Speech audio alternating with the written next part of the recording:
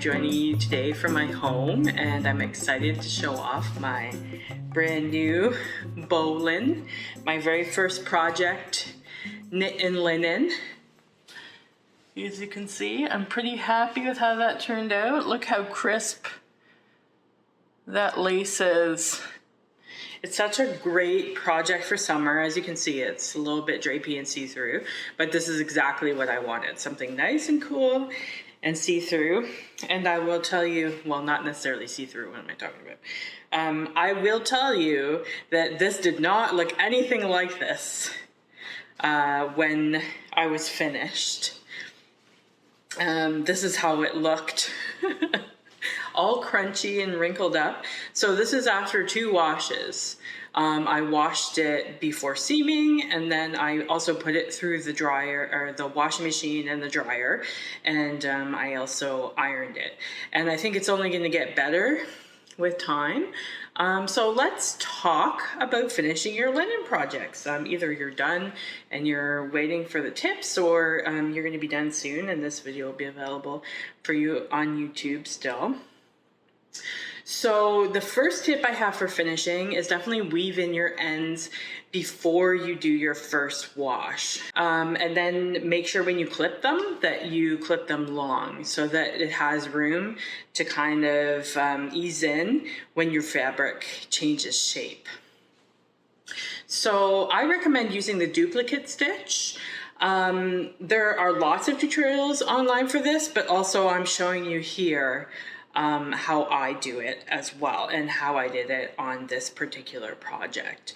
So the duplicate stitch is just when you're copying what you see on the wrong side. So you're just weaving your tail in so that it matches exactly the reverse stockinette stitch, and it should mostly disappear when you do this.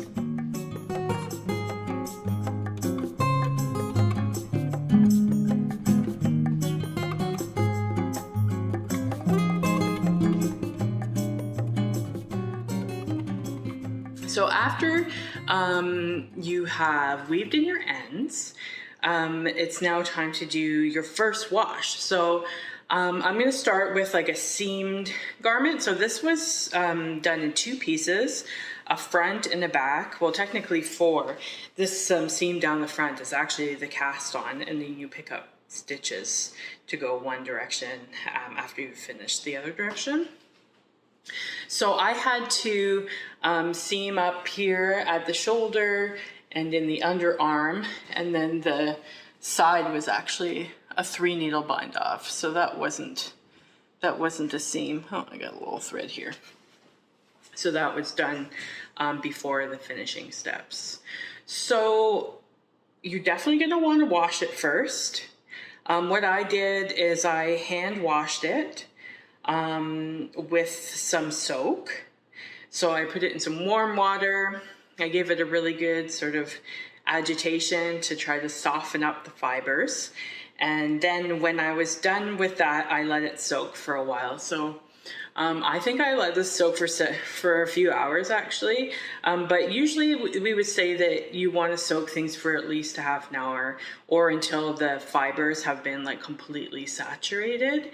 And then I wrapped it up in a towel and just patted it dry. And then after that, I got out my blocking mats, and then I blocked the pieces. So the 2 pieces had been attached at the sides, but they were still open at the shoulders and the underarm. So I blocked these out, and the reason I did this is because the linen fiber is very inelastic, and the fiber itself changes so much after washing. It's really a risk to try to seam it before you do that first wash, because the fabric is going to change and your seam is inelastic, and then what you might see is like puckering along your seams. So it's better to do that first wash before you seam. And you don't necessarily have to hand wash it. Like, you could put it through the washing machine for that first wash, but don't put it in the dryer, or only put it in the dryer to sort of take the wetness off of it. Bring it out when it's still mostly damp, and then pin it out. And then once that's dry, that gives you a good canvas for your seaming. So I seamed Bolan using the mattress stitch, and there's all kinds of tutorials online for that. I'm going to link some up for you in the comments of this video. But the mattress stitch is pretty much invisible, and it's nice because you can go along row for row on the right side of the fabric, so you can see exactly what you're doing the entire time. So that gives you a really nice finish, and I also find that it's just quite easy to do. And then one of my essential tools, and I could not live without these, is Wonder Clips. So if you're a sewist or if you're a quilter, you may have these already, or I may have already convinced you to buy them at some point. So what it does is it allows me to sort of line up my pieces and clip them in place securely before I even start seaming. So what that does is it allows me to sort of tension things in advance and then make sure that everything's lined up properly. And then once I start seaming, all I do is I just kind of remove the clips as I come up to them. So I'll, do a couple inches, make sure that I'm on track. I'm not, getting further on one side than the other. And then I'll pop the clip off and then keep going that way. And I find that, whereas before, sometimes I would end up seaming things sometimes 2 or 3 times because I'm a bit of a perfectionist that way. With the Wonder Clips, it's one time only. So that works out really well. I think it's totally worth the money if you don't already have that in your toolkit. So if your piece wasn't seamed and it's just a one-piece garment, you can go ahead and throw that in the washing machine. Linen is actually stronger when wet than when dry. So the washing machine is not going to harm it at all. It's going to soften up the stitches, and then you can even pop it in the tumble dryer. So we're going to wash it on 30 degrees Celsius, but no more than 40 degrees Celsius. And you can do a normal wash, or you can do a delicate wash. You can use your wool wash if you like, or honestly, I just washed this with Sunlight and it turned out great. This Sunlight laundry detergent. So, and I did that on purpose because I wanted to see if it would make any difference for you guys. And so far, I'm very happy with how it washed up. So that washing and drying process actually softens the fabric and then improves the drape. So we're going to wash with light colors at 30 degrees C. And then what you'll want to do is refer to the yarn label to be 100% certain. So what the instructions that I'm giving you are for 100% linen yarn, like the BC Garn Lino that we're using, or maybe you have some Quince and Co Sparrow or something in your stash. Those 100% linen yarns, they love to be beat up. So if you're using a blend, you're definitely going to want to refer to the washing instructions on the ball band, because a lot of the blends do have some kind of animal fiber in them and could be a little bit prone to felting if you do put them in the washing machine.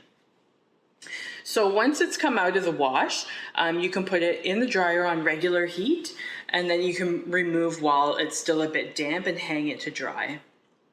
So sometimes it'll take 3 or 4 chips through the washer and dryer through this whole process before you end up with a soft and supple fabric. Also, I find if you have lace in your fabric, instead of pinning things again, you can open it up again with the steam iron. So before I seamed, like I said, before I did pin this garment to open up the lace, so when it did come out of the dryer, when I washed it the second time, it was kind of all crunched up. So what I did is I just took it over to the ironing board, gave it a quick steam, just to relax the fibers again. And they opened up super easily, with almost no effort at all. And we were back in business without having to go through that whole process of pinning and stretching and everything. So I think that, once you've got your garment seamed, then you're good to go. You can just wash it like normal and then use the iron to open it up again.